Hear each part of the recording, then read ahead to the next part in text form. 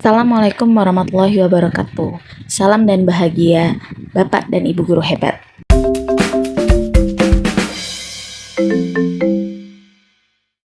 Pembelajaran berdiferensiasi adalah pembelajaran yang berorientasi kepada kebutuhan murid.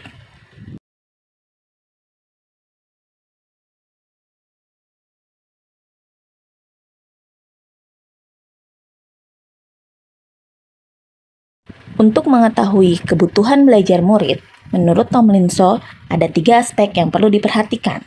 Pertama, kesiapan belajar. Kedua, minat murid. Dan yang ketiga, profil belajar. Strategi dalam pembelajaran berdiferensiasi ada 3. Pak Dudidam, seorang guru SMP, ingin mengajarkan murid-muridnya materi tentang iklan. Tujuan pembelajarannya adalah murid-murid dapat menangkap makna secara kontekstual terkait fungsi sosial, struktur teks, dan unsur kebahasaan dari iklan tentang produk dan jasa. Pak Dudidam lalu membuat skenario pembelajaran sebagai berikut. Yang pertama, diskusi seluruh kelas. Di awal pembelajaran, Pak Dudidam melakukan diskusi untuk memperkenalkan murid pada topik tentang iklan dengan menggunakan beberapa pertanyaan pemandu seperti apa yang membedakan antara iklan dengan bentuk tulisan lain? Iklan apa yang benar-benar menarik untuk kalian? Apakah dibutuhkan biaya untuk membuat sebuah iklan? Jenis pekerjaan apa yang tersedia dalam periklanan? Skenario pembelajaran yang kedua, kerja individu atau pasangan atau kelompok kecil. Setelah itu, Pak Dudidam meminta murid melakukan kegiatan tulis berbagi dengan pasangan lain. Secara individu, murid akan diminta menulis 3 hingga 5 iklan yang menarik bagi mereka. Mereka lalu berbagi apa yang dituliskan dengan satu teman yang lain secara berpasangan. Saat berbagi, mereka boleh menambahkan pendapat.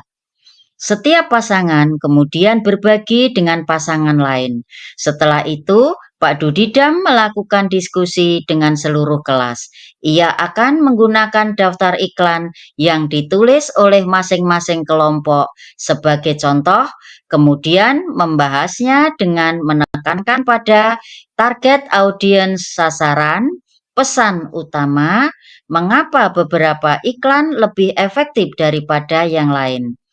Pak Dudidam lalu memperjelas konsep dan istilah periklanan sesuai kebutuhan.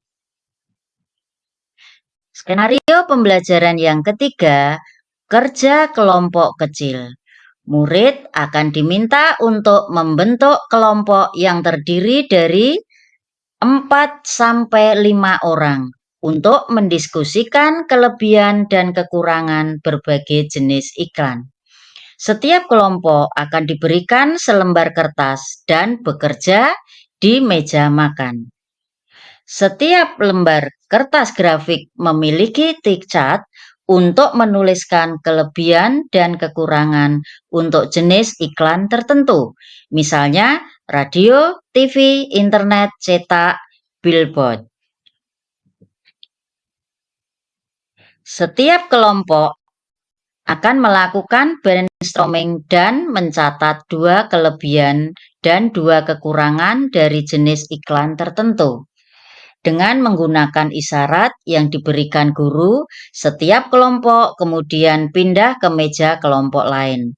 Mereka membaca masukan yang telah ditulis sebelumnya dan menambahkan 2 kelebihan dan kekurangan lagi.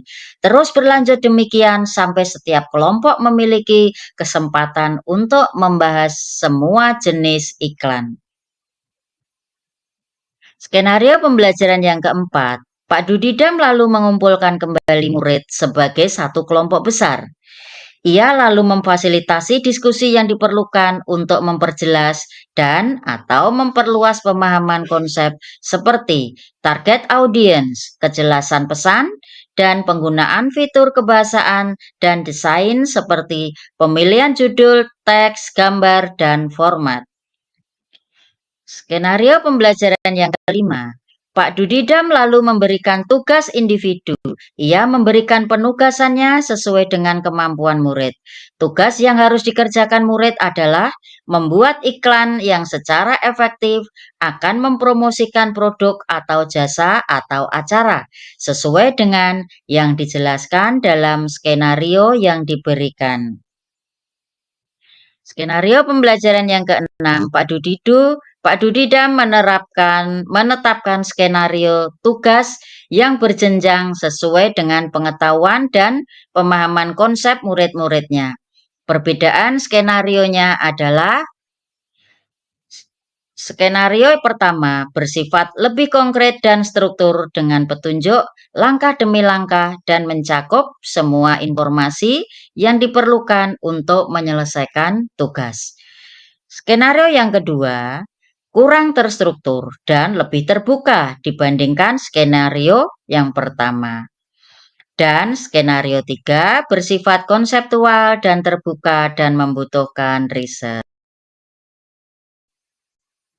Skenario pembelajaran berdiferensiasi yang ketujuh.